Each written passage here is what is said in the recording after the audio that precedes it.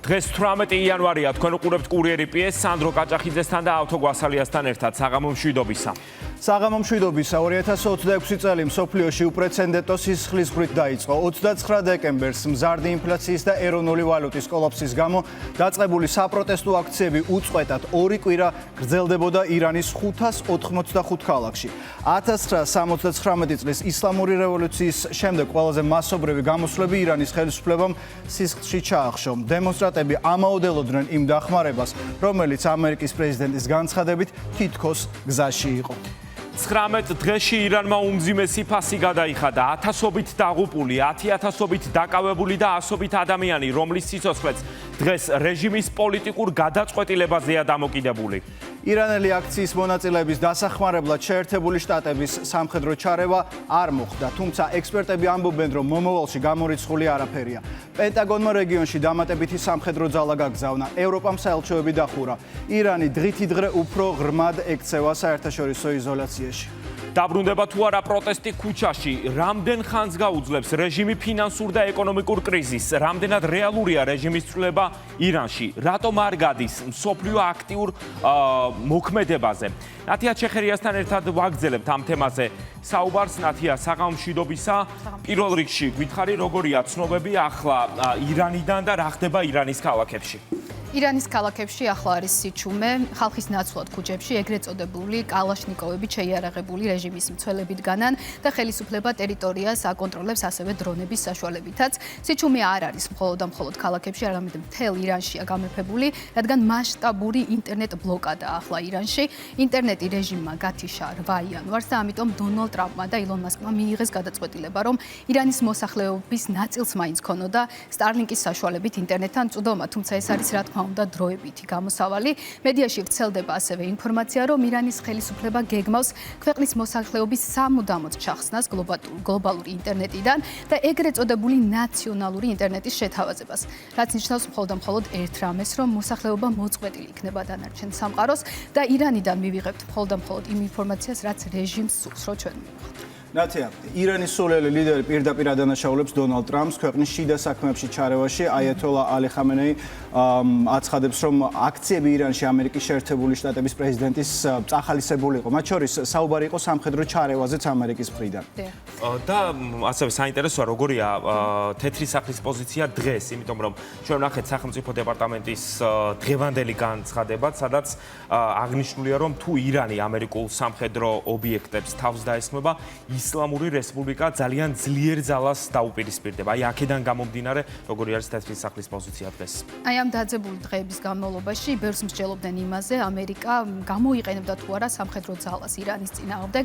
ჯერჯერობით დონალდ ტრამპი ამ ზომების მიღებას არ აპირებს, თუმცა მსჯელობა ამ საკითხზე რა თქმა უნდა უსაფუძვლოდ არ დაწყებულა. ტრამპი 2 კვირის განმავლობაში არაერთხელ დაემუქრა ირანს სამხედრო ძალის გამოყენებით, ასევე ირანელ ხალხს ესმოდა ვაშინგტონიდან მოწოდებები, რომ დახმარება იყო გზაში, თუმცა რამდენიმე დღის შემდეგ ამერიკის პრეზიდენტმა შეცვალა რიტორიკა და ექსპერტები ამბობენ, რომ ამ რიტორიკის ცვლილება აღმოსავლეთის ქვეყნების ლიდერების განცხადებებს უკავშირდება.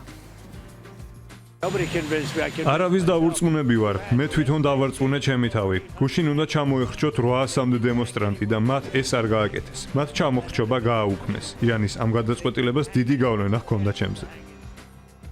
ირანზე თავდასხმა ტრამპმა ჯერჯერობით გადაიფიქრა, თუმცა ეს არ ნიშნავს, რომ ურთიერთობები დაალაგდა ამ ორ ქვეყანას შორის პირიქით.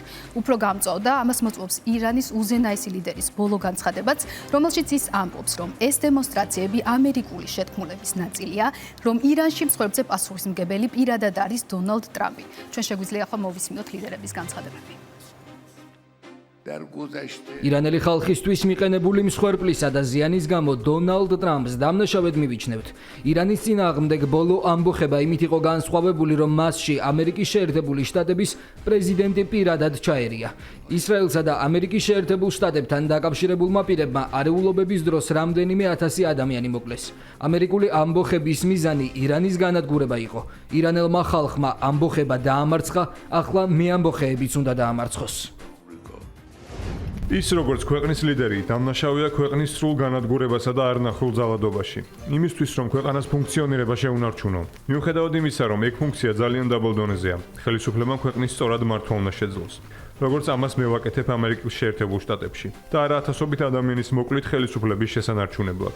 ლიდერობა პატივისცემას ეფუძნება და არა შიშს და სიკვდილს. ხამენეი ავადმყოფი ადამიანია. მან ქვეყანა სწორად უნდა მართოს და ხალხის ხოცვა შეწყვიტოს.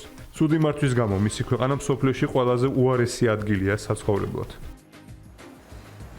ნათია, ექსპერტები ვარაუდობენ, რომ ტრამპის გადაწყვეტილების შეცვლა, რომ არ განახორციელოს სამხედრო თავდასხმა ირანზე, უკავშირდება სპარსეთის ყურის ქვეყნების, ასევე ისრაელისა და ჩინეთის ლიდერებს, რომლებიც ტრამპს როგორც ღიად, ასევე კულუარებში მოუწოდებდნენ, რომ გადაეფიქრებინა თავდასხმა ირანზე.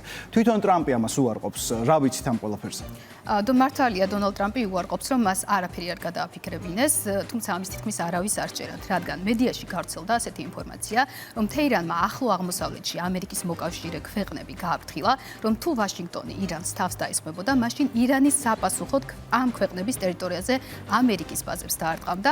რა თქმა უნდა, სპარსეთის ყურის არაბულ ქვეყნებს, სადაც ამერიკული სამხედრო ბაზებია ახლა განლაგებული, არ უნდათ, რომ მათი ტერიტორია გახდეს ირანის სამიზნე.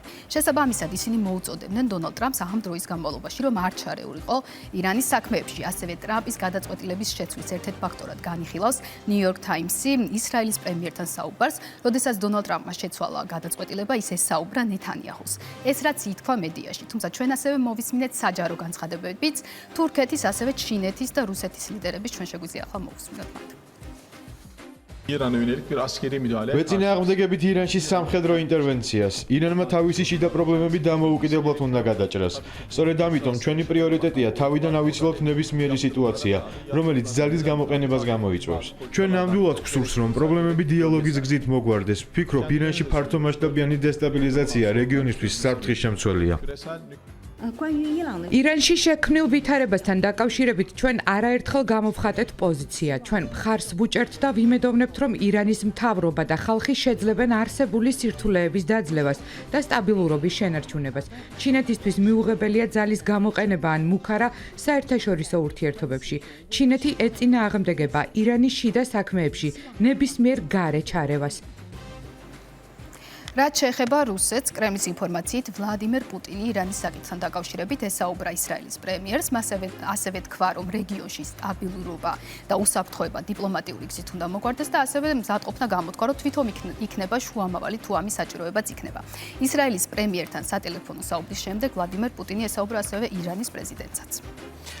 ნათია, რაც შეეხება დონალდ ტრამპს, ანუ გამოდის, რომ დონალდ ტრამპი ამ ეტაპზე აპაუზებს უფრო ხისტ მოქმედებას, ფაქტია ეს ირანის მისამართით და აკვირდება თეირანის მოქმედებას. ასეა, ჯერჯერობით ასეა, ოფიციალური ვაშინგტონი აკვირდება სიტუაციას და ამას მოწმობს ამერიკის სახელმწიფო დეპარტამენტის ბოლო განცხადებაც, რომ მაგიდაზე დევს ჯერ კიდევ აბსოლუტურად ყველა ვარიანტი, თუ ირანის რეჟიმი ამერიკულ ობიექტებს დაესხმება თავს, ისლამური რესპუბლიკა ძალიან ძლიერ ძალას დაუპირისპირდება, ასე წერია ამ განცხადებაში. ერთ-ერთი ფაქტორი, რატომაც შეიძლება თავს იკავებდეს დონალდ ტრამპი, ექსპერტები ამბობენ, რომ შეიძლება იყოს ამერიკის შიდა პოლიტიკაც, რადგან მოახლოებულია შუალედური არჩევნები და დონალდ ტრამპი აკვირდება ასე ამ მომრჩევლების განწყობას. უახლესი გამოკითხვები აჩვენებს, რომ ამ მომრჩეველთა უმეტესობას არ სურს, რომ ამერიკამ ირანის წინააღმდეგ სამხედრო ძალა გამოიყენოს. ტრამპის სამხედრო ჩარევაზე ამ მიზეზით შეიძლება ახლა ამბობდეს უარს, თუმცა NBC ამბობს, რომ ეს არ ნიშნავს, რომ მომავალში არ იქნება. NBC-ის ინფორმაციით პენტაგონი ახლო აღმოსავლეთში აგზავნის დამატებით ძალებს იმისათვის, რომ სამხედრო წარმომადგენლობა, რომელიც უკვე არის იქ, გააძლიეროს. ამ ეტაპზე ირანში ხალხის წინააღმდეგობა დამარცხებულია, დემონსტრანტებმა ვერ შეძლეს რეჟიმის შეცვლა, თუმცა არ შეცვლა ასევე ამბოხის მიზეზიც. შესაბამისად, როდის განახდება საპროტესტო აქციები, ან განახდება თუ არა, რა პოზიცია იქნება ამერიკას, ამას ჩვენ გავიგებთ მომავალში, დავაკვირდებით და ასევე გავაშუქებთ. გაველოდოთ მოვლენების განვითარებას. მადლობა ნათია, ირანში განვითარებული მოვლენების შესახებ ნათია ჩეხერია საუბრობდა კურიერი პიესის პირდაპირ ეთერში. ირანი ერთ-ერთია იმ ქვეყნებს შორის, რომლებსაც შეერთებულმა შტატებმა საიმიგრაციო ვიზების გაცემა შეუჩერა, რომლებსაც შეერთებულმა შტატებმა, როგორც უკვე აღნიშნეთ, შეუჩერა და ირანთან ერთად შეზღუდვა 74 სახელმწიფოს მოქალაქეებს შეეხება, რომელთათვისაც ამერიკის შეერთებულ შტატებში მუდმივად ცხოვრებისა და მუშაობის შესაძლებლობა დროებით უთულდება. ამ ჩამონათვალში მოხვდა სამხრეთ კავკასიის სამივე ქვეყანა, საქართველო, აზერბაიჯანი და სომხეთი. სიაში ასევე არიან მოლდოვა, ბელარუსი, ბოსნია და ჰერცეგოვინა, ბრაზილია, ეგვიპტე, ასევე კოლუმბია, კუბა და სხვა ქვეყნები. ვაშინგტონი აცხადებს, რომ გადაწყვეტილება დროებითია და პროცესის განახლების ვადებს თავად განსაზღვრავს. შეზღუდვა ეხება მხოლოდ იმ პირებს, ვისაც ამერიკაში საცხოვრებლად გადასვლა და ეგრეთ წოდებული green card-ის მიღება სურს. ტურისტული და სტუდენტური ვიზების გაცემის პროცესის შეზღუდვას არ ექვემდებარება.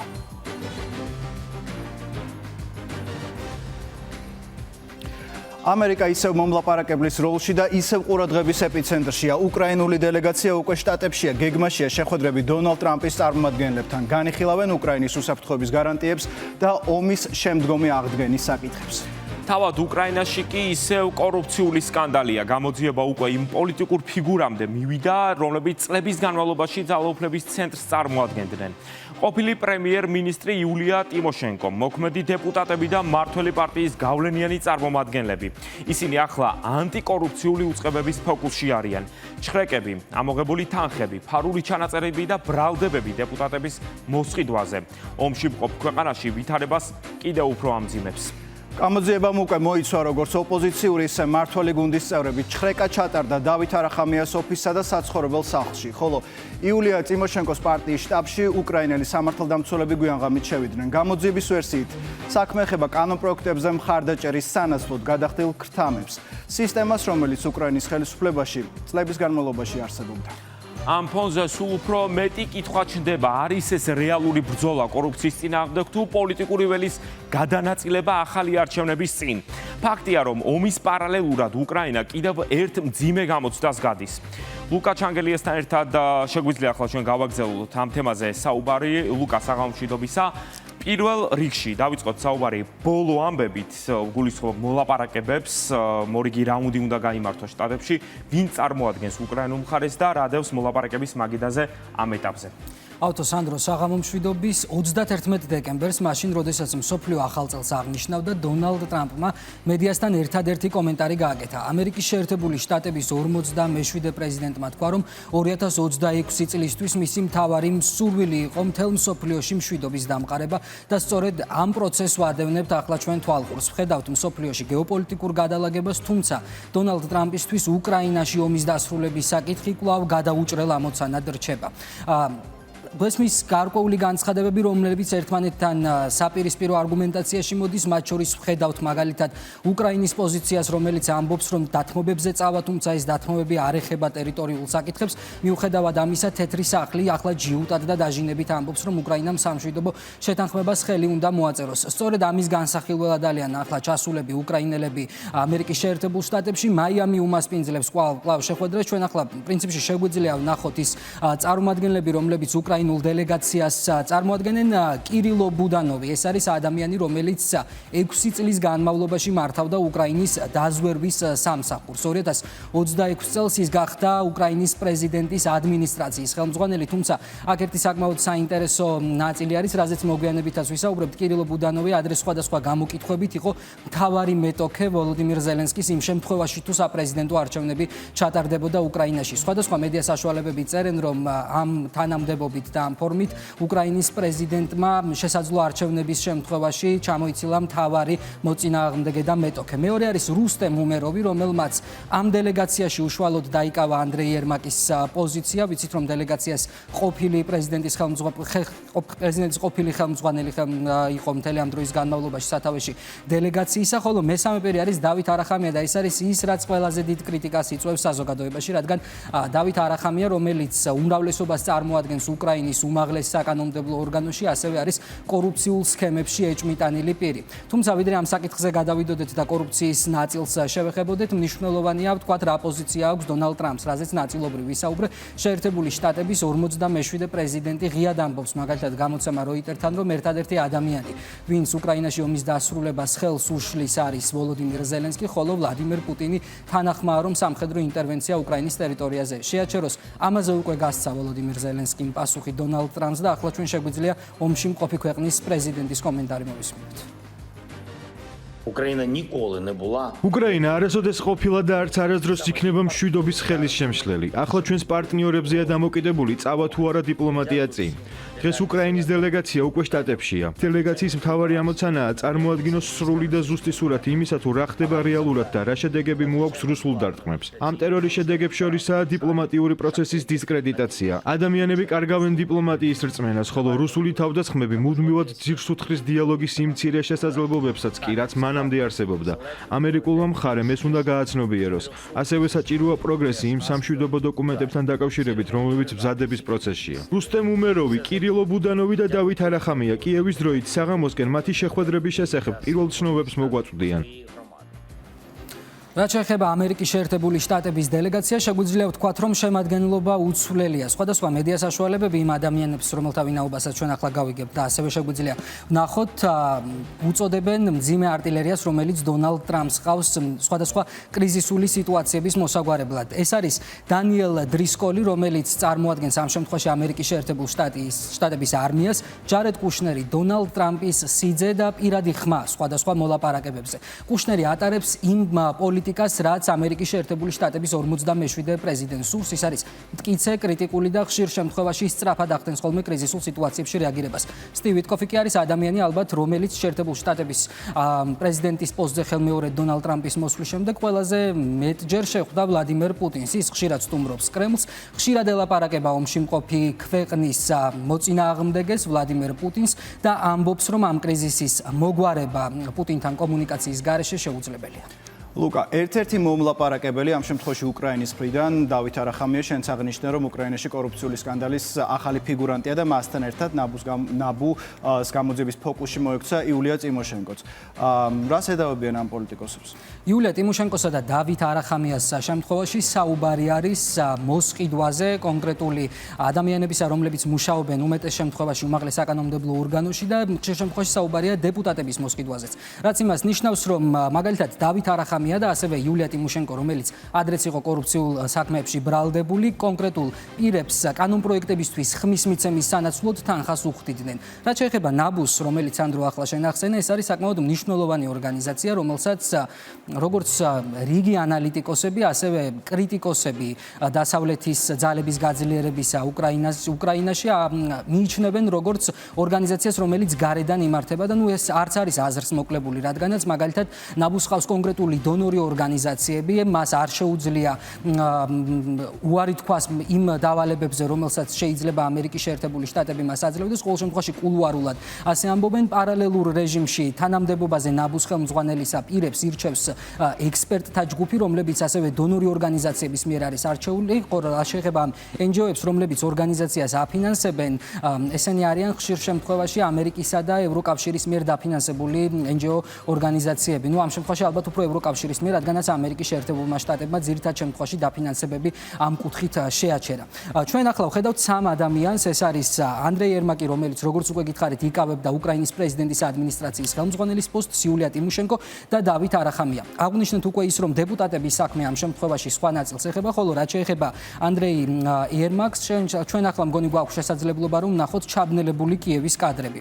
როგორ არის მოსახლეობა, ომში მყოფი ქვეყნის მოსახლეობა შუქის გარეშე დარჩენილი, გათმობის გარეშე დარჩენილი, ეს შეიძლება ითქვას, რომ ანდრეი ერმაკისა და მისი ახლო გარემოცვის დამსახურებაც არის, რადგანაც საკმაოდ დიდ თანხებზე არის საუბარი, რომელიც ენერგოსექტორიდან უკრაინელმა მაღალჩინოსნებმა მოიპარეს. მილიარდობით დოლარზე არის საუბარი და ამ შემთხვევაში კვალი არა მხოლოდ ანდრეი ერმაკამდე, არამედ თავად ვოლოდიმირ ზელენსკის ახლო გარემოცვამდეც კი მიდის. არის ასეთი ადამიანი ტიმურ მინდიჩი, რომელმაც ჯერ კიდევ 2003 წელს ვოლოდიმირ ზელენსკისთან ერთად კვარტალ 95 კომედიური ჯგუფი დააფუძნა. ახლა ის მიიჩნევა მთავარ ეჭვმიტანილად ამ კორუფციულ გარიგებებში და სქემებში. ის ქვეყნიდან გაქცეულია. პარალელურ რეჟიმში ჩვენ ვნახეთ, რომ თანამდებობა დატოვა მაგალითად ვიცე-პრემიერმა, ასევე თანამდებობა დატოვა უკრაინის ენერგეტიკის მინისტრმა. დაკავებებზე ბევრი ადამიანისა, რომლებიც რეალურად ახლა საპყრობილეში უნდა იყვნენ, ჯერჯერობით არაფერი არ ისმის და როგორც გითხარით, მიზეზი ის არის, რომ ამ ადამიანებმა ქვეყანა დატოვეს. თუმცა სხვა მედია საშუალებები მიიჩნევენ, რომ ეს შეიძლება იმის მიზეზიც იყოს, რომ ვოლოდიმირ ზელენსკი მათ ხელს აფარებს. ხოლო იულია ტიმოშენკოს რომ დავუბრუნდეთ ახლა ისევ ჯერ კიდევ 2011 წელს კორუფციულ სქემაში ჩართული პირი და ბრალდებული მაშინდელი ყოფილი პრემიერ-მინისტრი დანაშაულს არ აღიარებს, ხოლო ვოლოდიმირ ზელენსკის მთავრობას ფაშისტების გუნდს უწოდებს. ეს სრულიად პოლიტიკური საქმეა. ეროვნულმა ანტიკორუფციულმა ბიურომ არსებობის 10 წლის განმავლობაში ერთი ვითომ დამნაშავე იპოვა. ჩხრეკის დროს ჩამორთმეული თანხები ჩემი პირადი დანაზოგი იყო. რაც შეეხება გავრცელებულ აუდიო ჩანაწერს, ეს ფალსიფიკაციაა. რამდენჯერაც არ უნდა ეცადოს ხელისუფლება, რა ფორმითაც არ უნდა სცადონ ჩემი ქვეყნიდან გაშვება, მე არ წავალ. ვიდრე ფაშისტური რეჟიმი იქნება მმართველობაში. ლუკა, Financial Times-მა ცოტა ხნის წინ გაავრცელა ინფორმაცია, რომ უკრაინა დათმობების სანაცვლოდ შესაძლოა ევროკავშირის წევრი გახდეს. ამ შემთხვევაში იგულისხმება ტერიტორიული დათმობებიც. რამდენად რეალისტურად აღიქმება ეს ინფორმაცია უკრაინის პარტნიორებისთვის და არა მხოლოდ მათთვის? ისიც რა შეასაქმე უკრაინის პარტნიორები ამბობენ, რომ მის დათმობაში შესაძლოა მოხდეს, თუმცა მყარი გარანტიების სანაცვლოდ. რაც შეეხება თავად კიევის პოზიციას, ეს მაშინ გავიგეთ, როდესაც ჯერ კიდევ ვოლოდიმირ ზელენსკიმ სიტყვით მიმართა მოსახლეობას და თქვა, რომ ან რთული 28 პუნქტიანი გეგმა, ან უფრო რთული ზამთარი, ან ღირსების დაკარგვა, ან მთავარი პარტნიორის დაკარგვა. ამით ბევრმა ანალიტიკოსმა იფიქრა, რომ მან მინიშნება გააკეთა შეთანხმებაზე ხელის მოწერის საკითხზე.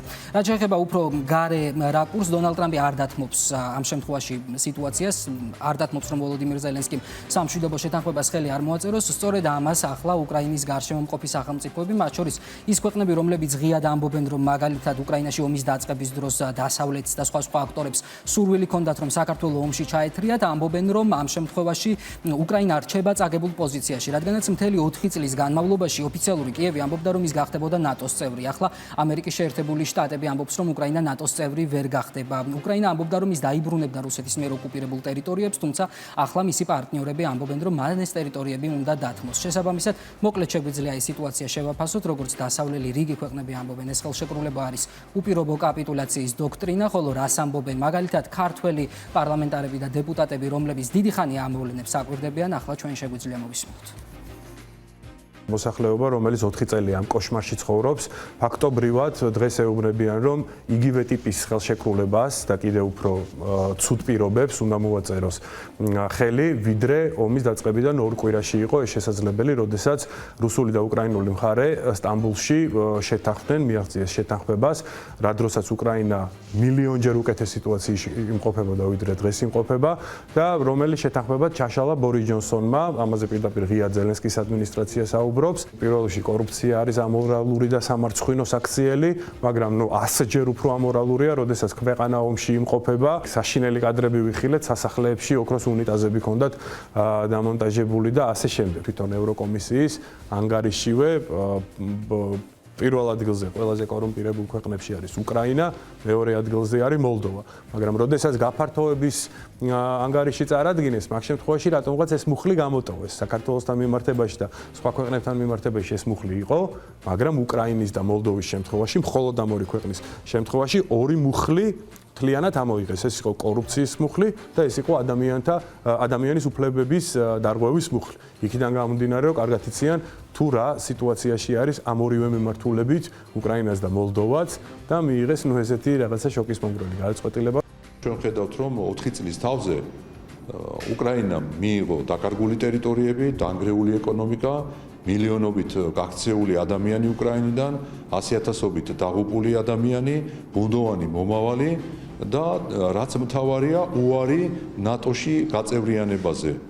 იმის გამო, რის საფუძველზეც ზოგადად დაიწყო ომი უკრაინაში. დღევანდელმა პრეზიდენტმა ამერიკის პირდაპირ თქვა, რომ აქ არანაირი ნატოში გაწევრიანება არ მოხდება უკრაინის. ნახოთ, როგორ განვითარდება მოვლენები უკრაინაში, შეძლებს თუ არა ის სამშვიდობო შეთანხმების მიღწევას, ყველაფერი კი დროისა და კონკრეტული ქმედებების, ნაბიჯების საკითხია, რომელიც ამ შემთხვევაში ომში მყოფმა ქვეყანამ და მასთან დაპირისპირებაში მყოფმა რუსეთმა უნდა გადადგას. მადლობა ლუკა, ლუკა ჩანგელია საუბრობდა კურიერი BBS-ის პირდაპირ ეთერში.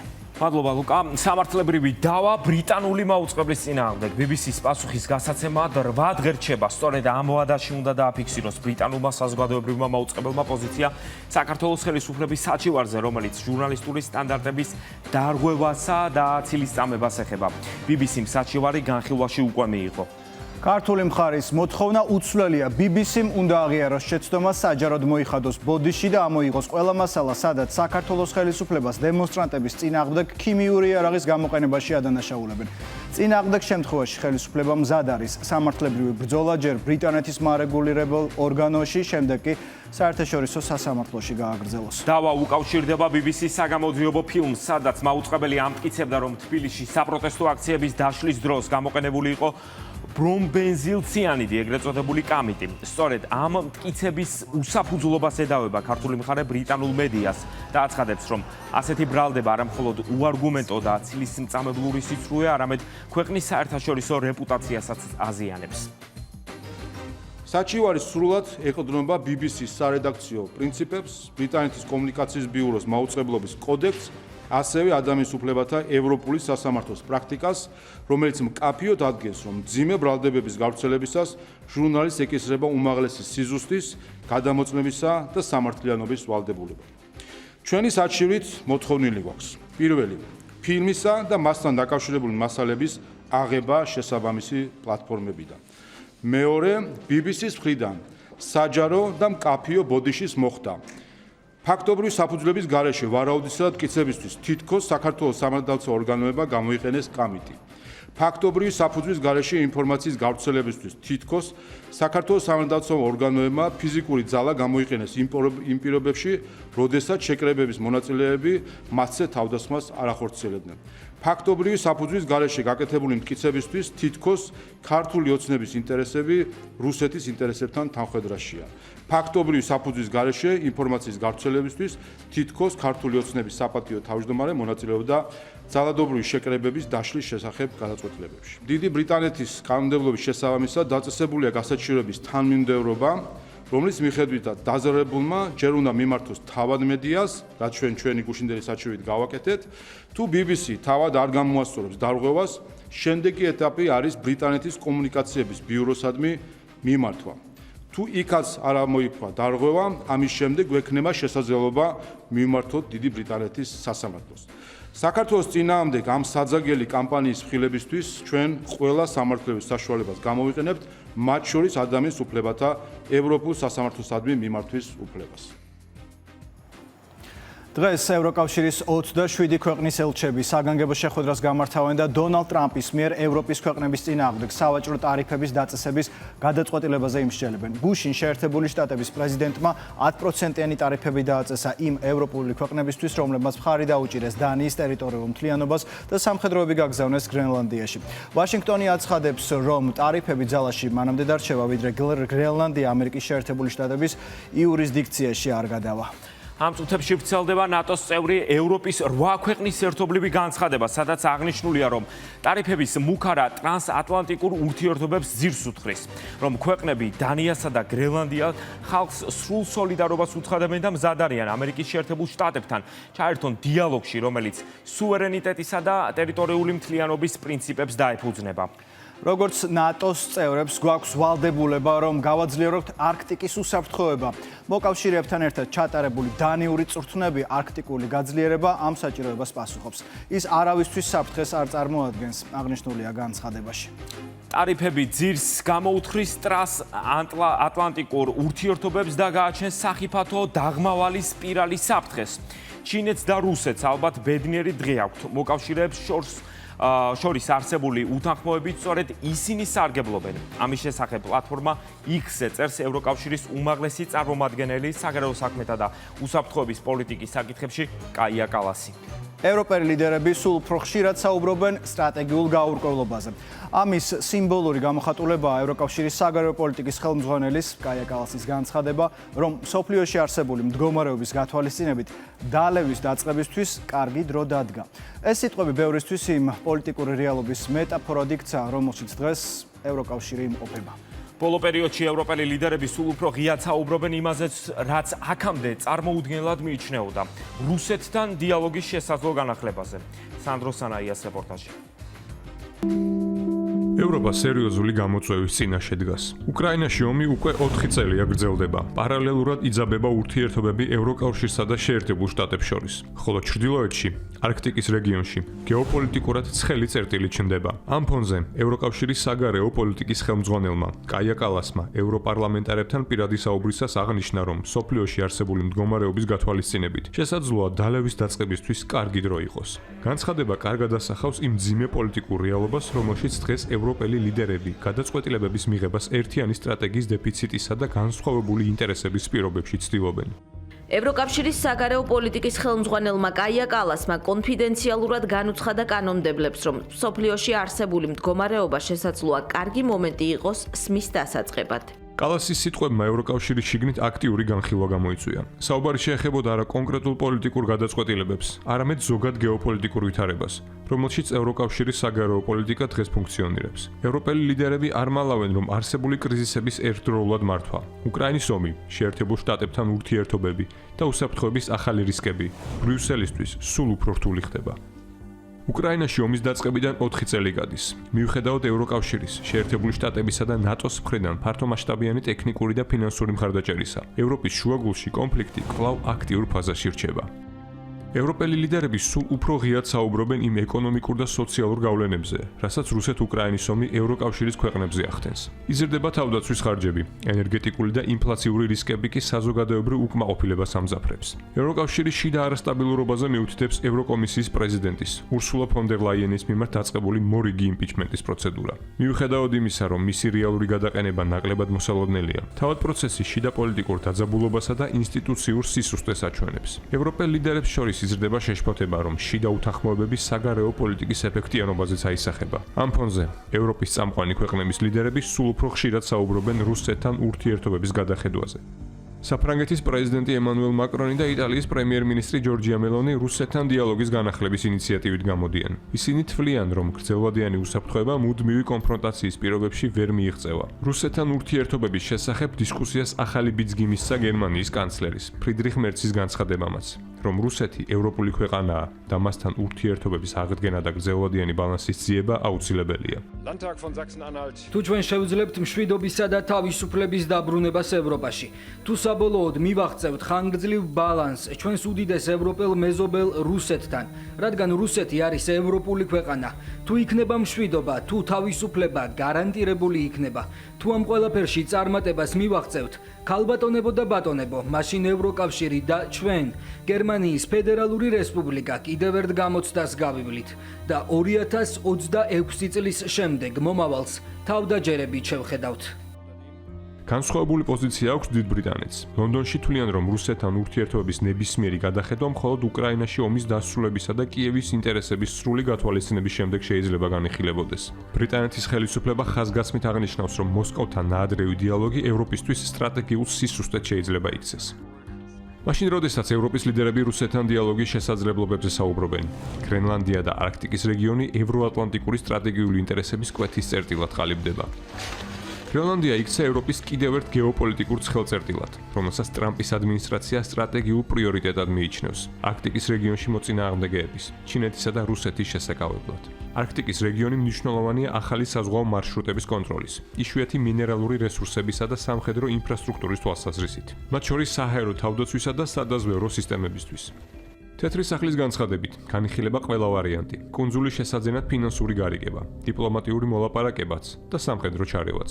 გრენლანდიის შესაძლო ანექსია ამერიკის შეერთებული შტატების პარტნიორი და ნატოს წევრი ევროპის ქვეყნების შეშფოთებას იწვევს. დანიის პრემიერი შეერთებული შტატებისგან ამ დრომდე უშედეგოდ ითხოვს, მუქარა შეწყვიტოს და განმარტავს, რომ დანიის სამეფო და შესაბამისად გრენლანდია ნატოს ნაწილია და მას ალიანსის უსაფრთხოების გარანტია იცავს. პარალელურად ევროპის ქვეყნებმა კუნძულის უსაფრთხოების გასაძლიერებლად სამხედრო ძალები გააგზავნეს მას შემდეგ, რაც დანიის, გრენლანდიისა და ამერიკის შეერთებული შტატების წარმომადგენლებს შორის ვაშინგტონში მოლაპარაკებები უშედეგოდ დასრულდა. ტრამპის შეფასებით, ევროპის ქვეყნების ეს გადაწყვეტილება ძალიან სახიფათო ვითარებას ქმნის პლანეტის უსაფრთხოებისა და გადარჩენისთვის. გრენლანდიასთან დაკავშირებული უთანხმოების გამო ამერიკის პრეზიდენტმა 2026 წლის 1 თებერვლიდან დანიას, ნორვეგიას, შვედეთს, საფრანგეთს, გერმანიას, ბრიტანეთს, ნიდერლანდებსა და ფინეთს 10%-იანი ტარიფები დაუწესა, რაც 1 ივნისიდან 25%-მდე გაიზრდება. ტარიფები იქამდე იმოქმედებს, სანამ გრენლანდიის სრულ და მთლიან შესყიდვაზე შეთანხმება არ იქნება მიღწეული. ევროპა დღეს ურთულესი პოლიტიკური არჩევნის წინაშე დგას. 4 წლიანი ომი უკრაინაში, შიდა ინსტიტუციური კრიზისები და ახალი სამხედრო რისკები ევროკავშირს აიძულებს გადახედოს საკუთარ როლს გლობალურ პოლიტიკაში. კაია კალასის განცხადება ამ კონტექსტში ბევრისთვის იქცა იმ მძიმე რეალობის სიმბოლურ გამოხატულებად, რომელშიც ევროპელი ლიდერები გადაწყვეტილების მიღებას ცდილობენ დაუსრულებელი ომის, მოუგვარებელი და პოტენციური კრიზისების პირობებში.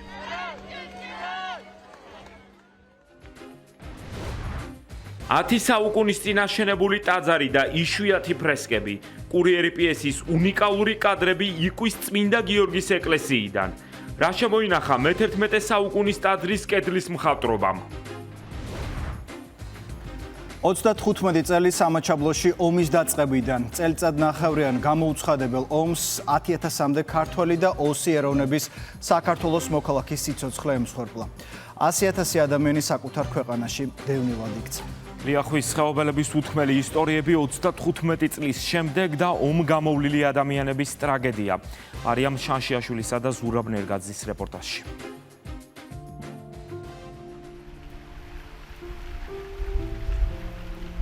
ამ ეზოში ფეხს ვერ დაადგავდი, სავსე იყო გასროლილი მასრებით, სავსე იყოს, ილეწებოდა სახურავი, ფანჯრები. ეს იყო საშინელება, აი უსაშინლესი ამბავი, მაგრამ გაუძელით. მისმა თვალებმა ომი ორჯერ ნახა. ცხოვრების თავიდან დაწყებაც ორჯერ მოუწია. ომმა წაართვა ოჯახის წევრები და ყველაფერი, რაც გააჩნდა. დაბომბვისას სახლი მთლიანად გაუნადგურდა და გადაეწვა. ამ ადგილიდან ცხინვალამდე ფეხით ზუსტად 15 წუთის სავალია. ლიახვის ხეობის მეორე მხარეს დარჩენილებს ხშირად ეზოდანაც გახედავს ხოლმე. იქ ხომ მისი სახლი დარჩა, სადაც დაიბადა და გაიზარდა. თუ ამ ეზოზე გადავალთ და პირდაპირ წავალთ, 15 წუთის განმავლობაში ქალაქის ცენტრში აღმოჩნდებით. ქალაქ ცხინვალის ცენტრში. ისე ახლოს არის აქ ცხოვრება ასე თუ ისე საშიშია, იმიტომ რომ საოკუპაციო ხაზიდან ძალიან ახლოსა ვართ ჩვენ და ჩათვალეთ რომ ჩვენ დენთის კასრთან ვცხოვრობ. იქაც ჩემი მიწა და აქაც ჩემი მიწა. თქვენ რა გონიათ, არ ენატრებათ იმათ საქართველო? ძალიან ენატრებათ. მავთუხლართებმა დააშორა ახლობლებს, მეგობრებს, ბავშვობის საყვარელ ადგილებს.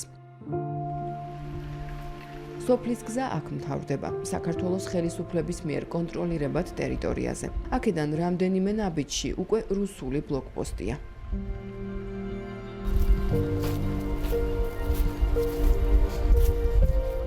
იქვეა პატარა ეკლესიაც, რომლის კარსაც დროდადრო ლია ჩლაჩიძე აღებს. ომგამოვლილი ქალი იქაც მშვიდობისთვის ლოცულობს. როცა ცხინვალში პირველი ომის დროს არეულობა იწყებოდა, მოვლენები მის თვალწინ ვითარდებოდა. 91 წლიდან 10 წელი არ ვიყავი იმაში ჩასული, ცხინვალში ვერ ჩავედი. განა იმიტომ რომ უბრალოდ არ ჩავედი, არ შემეძლო იქ ჩასვლა, ჩემ მშობლიურ, ასე ვთქვათ, ქალაქში ჩასვლა. ხალხი შეცვლილი იყო ძალიან ბევრი ოსები, ვისაც ქართველებთან დაპირისპირება არ უნდათ წავიდნენ ცხინვალიდან. ვისაც ხვდებოდით, აი დიდი მონატრებით ხვდებოდით ერთმანეთს. ბევრი ადამიანმა გაიგო ჩემი მეუღლის დაღუპვის ამბავი. მამა ჩემს ცალკე უსამძიმრებდნენ, მე ცალკე მეუბნებოდნენ, რომ ლია თვალებში ვერ გიყურებს. ეს უშეულო იყო რატომ ხაც ჩვენს ურთიერთობებში. ომის ერთ-ერთი პირველი მსხვერპლი მისი მეუღლე იყო. მეხსიერება შემორჩა შემზარავი ამბები, რომელსაც ემოციების გარეშე დღემდე ვერ იხსენებს.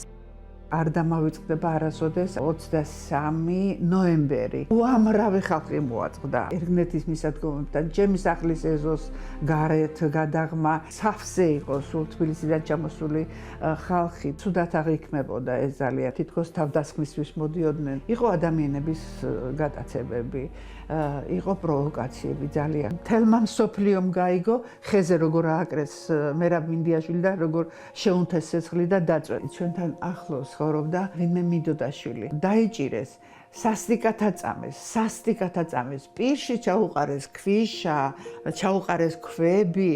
ახსოვს მოხუცი მეზობლებიც, რომლებსაც ომის დროს სასტიკად გაუსწორდნენ. ძალით აყურებინეს, როგორ დაუწვეს სახლი. 80 წლის იყო ეს კაცი. თვალებს ხუჭავდა კაცი, არ უნდოდა რომ დაენახა. ხელით უღებდნენ იმას, რა ქვია. აი სადიზმი, ომის საშინელება. ძალიან ბევრი ადამიანი ომის შემდეგ სტრესით გარდაიცვალა, ტყვით კი არ გარდაცვლილი. მიცვალებულების საფლავები ოკუპირებულ ტერიტორიაზე დარჩა. მამის საფლავიც, რომელსაც ასე შორიდან უნთებს ხოლმე დროდადრო სანთელს. თითქოს მაშინ უბრუნდება მამასაც და ბავშვობის მოგონებებსაც. მაქვს ყვავილები, წითელი კვერცხი, პასკა. გვიყვება ერგნეთის ბაზრობაზეც, რომელიც ომის შემდეგ მალევე გაჩნდა. ქართველებსა და ოსებს შორის, როცა ეკონომიკური ურთიერთობები ჩაერია ამაში, ისეთი შუღლი და დაპირისპირება აღარ იყო. თუმცა ჰქონდა ნეგატიური მხარეებიც, რადგან კრიმინალი იყრიდა აქ თავს. გავიდა წლები და ისევ ომი. რუსეთის საოკუპაციო ძალების სისასტიკეს 2008 წლის აგვისტოში ეზოდან ადევნებდა თვალს. ახსოვს ადამიანებით სავსე ავტობუსები და მანქანები, რომლებიც სოფელს სწრაფად ტოვებდნენ. ესენი არის კასეტური ბომბით დაფრქვევები და ომი რომ დამთავრდა, ეს მუზეუმი გახსნა, რომელსაც მშვიდობის ფასი აქვს. რო დავინახე, გულმა არ მომიტმინა. თან იქით-აქეთ ვიყურებოდი, რომ არავის დაენახა, რომ ეს დროშა მე ავიღე და კაპის ქვეშ შევინახე, დავმალე. აქ ახლა ომგამოვლილ ისტორიებთან ერთად ომს გადარჩენილი ნივთებით ცხოვრობენ. ეს საათიც, რომელიც აგვისტოს ომის დროს გაჩერდა. სულ მეკითხებიან, ქალბატონოლია, როგორ ცხოვრობთ აქ, არ გეშინიათ, როგორ არ მეშინია. შეიძლება ავტომატიანი მოდიოდეს ჩემთან და არ შემეშინდეს, მაგრამ ფოთლის ჩამოვარდნის შემდეგ გული გამისკდეს. ძალიან ბევრი ბავშვი მოყავთ, რომლებიც ომის შემდეგ დაიბადნენ. ბავშვები ყავდათ კოდიდან ჩამოყვანილი და შევეკითხე ამ ბავშვებს, საიდან ახარ ჩვილო? მითხრეს, რომ ჩვენ აჩაბეთიდან ვართ, ჩვენ ქურთიდან ვართ და თვალით არ უნახიათ არც აჩაბეთი და არც ქურთა ამ ბავშვებს. ეს არის ეროვნული მეხსიერება, რომელიც მომავალ თაობას უნდა აუცილებლად შეუნახოთ. აქ ოკუპირებულ ცხინვალთან ახლოს უნდა რომ ჩაის სახლიც გახსნას, რომელსაც ცხინვალს დაარქმევს. ერთი მიზეზით. როგორი სათქმელია, აი, წამო ცხინვალში ყავა დავლიოთ, ხო კარგია, ძალიან კარგია, მე ძალიან მომწონს და ძალიან მახალისებს და ფიქრობ, რომ ეგ ახდება აუცილებლად. ეს მე და ჩემი ძმა ვართ ბავშვობაში. ეს არის ფოტო აივანზე იმ სახლში, რომელიც ამ ქვეყნად ყველაზე მშვიდობიან ქალაქში მდებარეობდა. ეს ფოტოალბომი ერთადერთი ნივთია, რომელიც საყვარელი ქალაქიდან მოგონებებთან ერთად შემორჩა. სამაჩაბლოში პირველი ომი რომ დაიწყო, ფოტოსურათები განადგურებას გადაურჩა და მოგვიანებით საომარი ზონიდან გამოუტანეს. ცხინვალის ცენტრში ცხოვრობდა. იქ დაიბადა და გაიზარდა. ოსებით დასახლებულ კორპუსში. გვიყვება ოსურ-ქართულ ურთიერთობებზე, რომელიც იმდენად მჭიდრო იყო, რომ ცხინვალში ძირითადად შერეული ოჯახები იქმნებოდა. იხსენებს მამასაც, რომელიც ყველაფერ ქართულს განსაკუთრებულ პატივს სცემდა და ამ ურთიერთობების გასაღრმავებლად ბევრსაც აკეთებდა.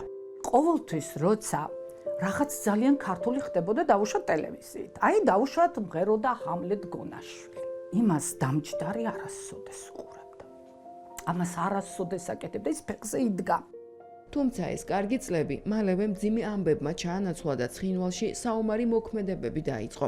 იხსენებს იმ პერიოდს, როცა მის ქალაქში ვითარება დღითი-დღე იძაბებოდა და იმ წუთებს, როცა დევნილად იქცა. ცხინვალში ქართველები ვერიდებით ხმამაღლა ქართულად საუბარს, იმიტომ რომ ეს რაღაცა საფრთხების შემცველი უკვე არის. სიტუაცია არის უკვე ძალიან დაძაბული, ოსები მობილიზებულები, ჯერ იარაღი არ ჩანს, მაგრამ სიტუაცია არის უკვე ვარვარებს. ომგამოვლილი ქალი გორში ჩამოასახლეს. კიდევ უფრო მძიმე იყო აგვისტოს ომი, როცა რუსმა ოკუპანტებმა საკუთარ სამშობლოში ხელმეორედ დევნილად აქციეს. ეს იყო ხელახალი დარტყმა, რომელსაც პირველს რომ ვერ შეადრი, ალბათ იმაზე უარესი კოშმარი მოყვა თან, იმიტომ რომ ამ ყველაფერს მოყვა მთელი ხეობის, ლიახვის ხეობის, სოფლების დაცლა, ცეცხლმოკიდებული კორპუსები. ის ქუჩაში გაფანტული გვამები, შენს გარშემო ბომბები ფეთქდება და შენ არაფერი შეგიძლია, არაფერი შეგიძლია, უბრალოდ უნდა ამ მოვლენებს გაუძლო. იქ დარჩენილი 20 მეგობრები დღემდე ენატრება. წლების შემდეგ მანძილი მათ შორის სოციალურმა ქსელებმა შეამცირა. ოღონდაც მითხარი, რით დავიმსახურეთ ჩვენ? აი პიროვნულად, თუნდაც მე, ელდამ და შენ царომ, რომ ამდენი წლის მანძილზე ერთმანეთის არაფერი ვიცოდით, ადამიანებმა, რომლებიც ვფიქრობდით, რომ ერთმანეთის გარეშე ვერასოდეს სუნთქვას ვერ შევძლებდითო. დღეს ჩვენ მეგობრობთ ისევ, თუმცა დისტანციურად.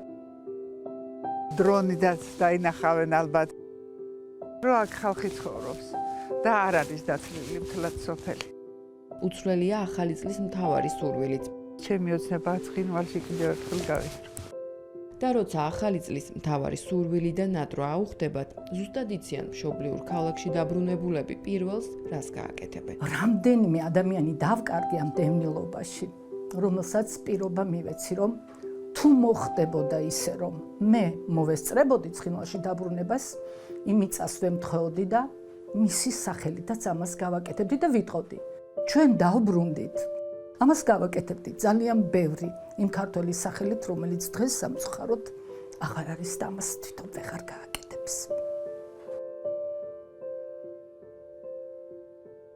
პირველად ჩემს სახლს დავათვალიერებ, ჩემს სახლთან მივალ. მართალია შიგნით ვერ შევალ, მაგრამ გარედან მოვეფერები ჩემს სახლს. წავალ სასაფლაოზე, რა თქმა უნდა, მამის საფლავე აუცილებელი.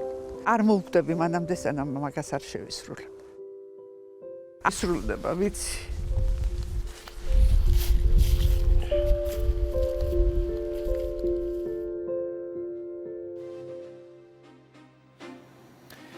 ყველა დევნილს, რა თქმა უნდა, საკუთარ სახლებში მალე დაბრუნებას სუსურებთ. დღეს მთელ საქართველოში და მათ შორის თბილისშიც დიდი თოვლი მოვიდა. თოვა რამდენიმე დღეს გაგრძელდება. ზამთრის ამ ცივ და თოვლიან დღეებში კი, როცა ქვევრებში ღვინო დუღილს იწყებს, ჭაჭას იღებენ და არახს ხდიან. ამ პროცესს კახეთში ზაუდობას უწოდებენ. ჭაჭისგან არყის გამოხდა საკმაოდ დიდ შრომასა და საქმის ცოდნას მოითხოვს. კურიერი პიესმა ზაუდობა ველის ციხეში გადაიღო. გიორგი ქორქიას რეპორტაჟი კახეთიდან. მოდი მამაკაცო, გასავლობ ძველი ტრადიციები, მოდი მოხდება არყის გამოხდა. რთველი დასრულდა, ღვინოც ქვევრებში დუღს. ეს იმას ნიშნავს, რომ უკვე ჭაჭის ამოღება შეიძლება და არყის გამოხდის დროც მოვიდა. კახელები ზაუდობას ზუსტად ისევე უდგებიან, როგორც ღვინის დაწურვას. თხილად ლადო, თხილად. ერთი კაცი ჩადის ქვევრში, დანარჩენები კი სათლებს აწვდიან. მომაწოდე ეგ სავსე, მომაწოდე ჩემო გაწოდე ცარიელი. ოპა, აკო ვედრა მიაწოდე მამიკო. მიაწოდე ვედრა. დიდხანს ქვევრში გაჩერებაც არ შეიძლება, დადუღებულ ჭაჭას საკმაოდ ძლიერი არომატი აქვს და დახურულ სივრცეში თავსაც აბრუებს. ღვინო გამოვიღეთ, გამოვაცალეთ. ჭაჭაც ამოღებულია, ეხლა კაი თაფლივით კაცი ყავ, მეზაოდე გაბროძია, სუფრაც არ შეიძლება. წავიღებთ და ტრადიციებს გავაგრძელებთ, იქ გავაცოცხლეთ. ბიჭებო, წამოიღეთ. ჭაჭა, დავაი. დავაი, მოდით. დღეს არაყი გაბრიელ ტატიაშვილთან იხდება. ეს ეგრეთ წოდებული ზაოდი მან საკუთარი ხელით ჯერ კიდევ გასული საუკუნის 80-იან წლებში ააშენა. ეს იყო ის დრო, როდესაც სახლებში არყის ხდა იკრძალებოდა. უშლიდნენ ზაოდებს, ზოგი უჩუმრა სახში ხდიდა სახში. აი ის აქონდა ზედადილიც ეკეთებდა და შიგ სახში შეკონდა და იქ ხდიდნენ. და აქ დადევდა უბნისმუნებული ხანვინ ესე იგი რომ ხელი შეეშელნა რა და ხანდროს ართმევდა ამასაც. რა ქვია, ამ აპარატს ართმევდნენ. ხალხი და წამოიქონათ მილიციაში.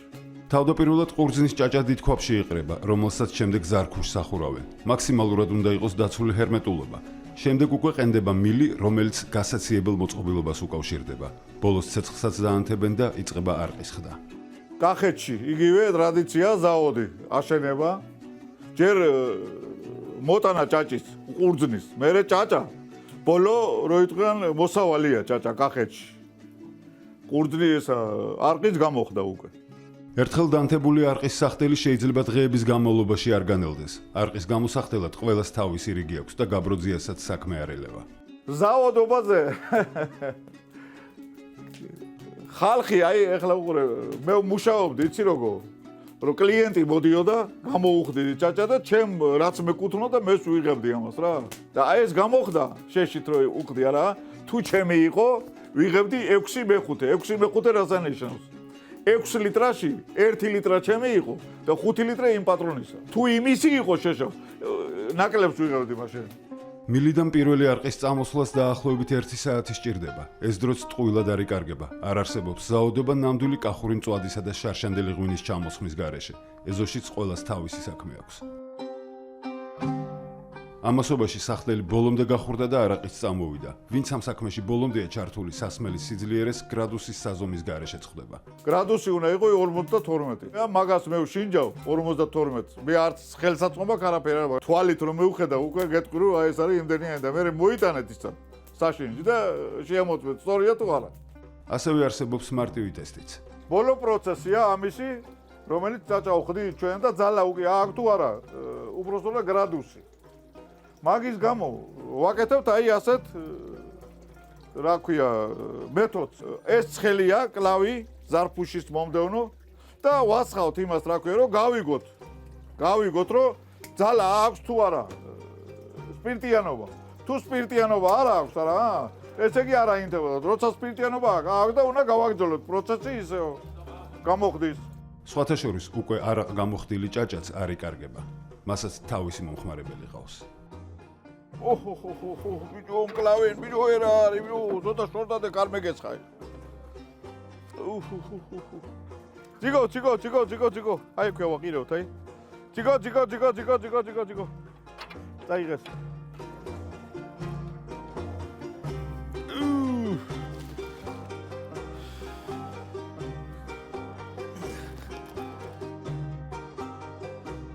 ჭაჭანაჭა მინდა ორი სუქდება.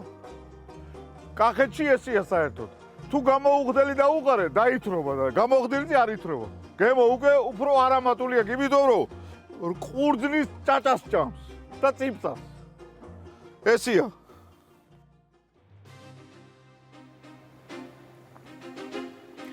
ხვალ მართლმადიდებელი ეკლესია ნათლის ღებას აღნიშნავს. მართლმადიდებელი ქრისტიანებისთვის ერთ-ერთ უმთავრეს დღესასწაულს, რომელიც განწმენდას და განახლებას უკავშირდება. ამ დღეს სახარების თანახმად იოანე ნათლისმცემელმა მდინარე იორდანეში მონათლა იესო ქრისტე.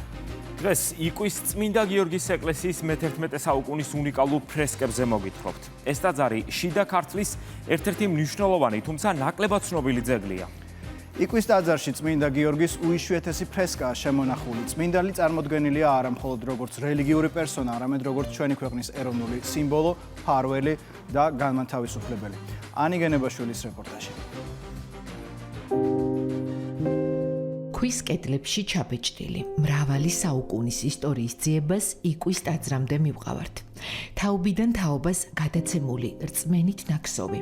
ნაკლებად ცნობილი ამბავი წმინდა გიორგიზე დღესაც ცოცხალია. წმინდა გიორგი ქართველებისთვის გარდა იმისა, რომ ის არის პატრონი წმინდანი, ის არის კურნების მომცემელი პირველ რიგში და რაც მთავარია, ის არის ბოროტების დამარცხებელი წმინდანი. ის არის ფაქტობრივად ქრისტიანობის ტრიუმფის ერთ-ერთი ყველაზე ესეთი მკაფიო გამოხატულება. ჩანს, რომ აი წმინდა გიორგი ღვთისმშობელთან ერთად არის აი ამ ქვეყნის მთლიანობის მფარველი წმინდანი. ისტორიული წყაროებიდან ვიგებთ, რომ წმინდა გიორგი არამხოლოდ ზეციურად და სულიერად შეეწეოდა ქართველთა ჯარს, არამედ მხარდამხარ, ხილულადაც იბრძოდა. მისი თაყვანისცემა წმინდა ნინოს საქართველოში შემოსვლიდან იწყება და ჩნდება ეროვნულ ნიადაგზე დაბადებული წმინდა გიორგი.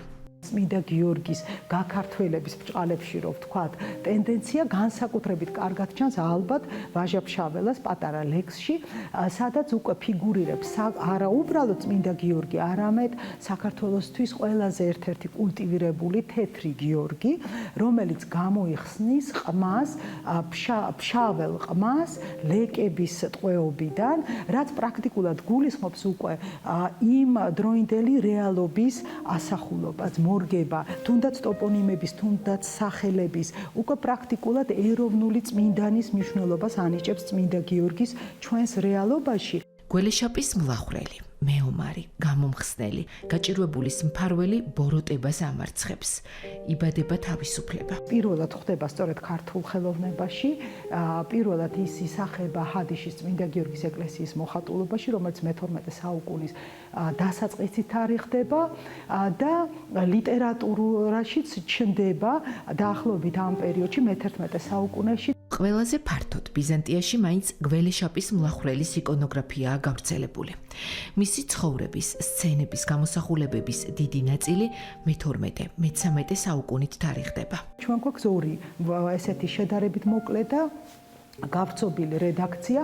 ერთი გახლავთ ის ისტორია, რომელიც დაკავშირებულია წმინდა გიორგის ეკლესიის მნესთან, რომელსაც გაიტაცებს მუსლიმი და მოსთხოვს რჯულის შეცვლას.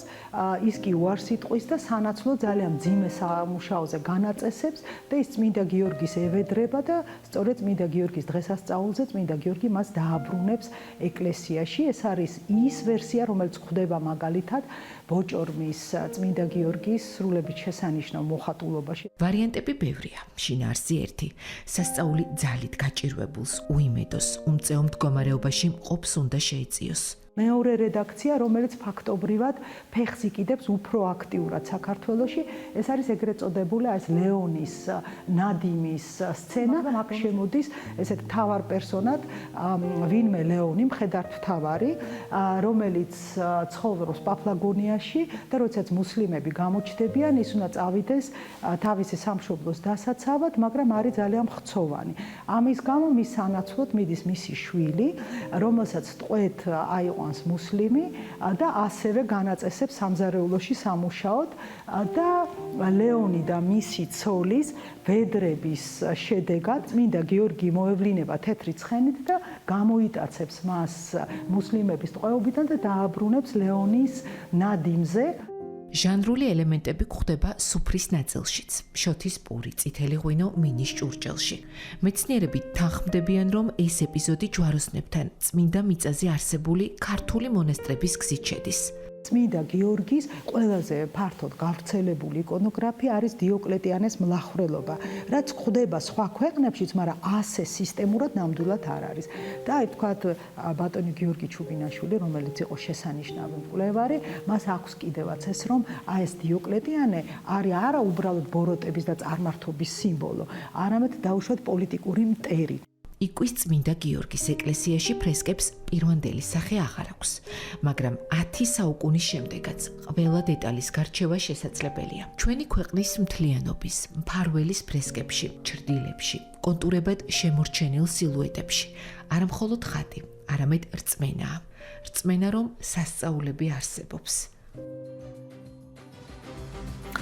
კურიერი პიესი ამით დასრულებულია. ერთმანეთს შევხვდებით მომდევნო კვირა საღამოს 9 საათზე.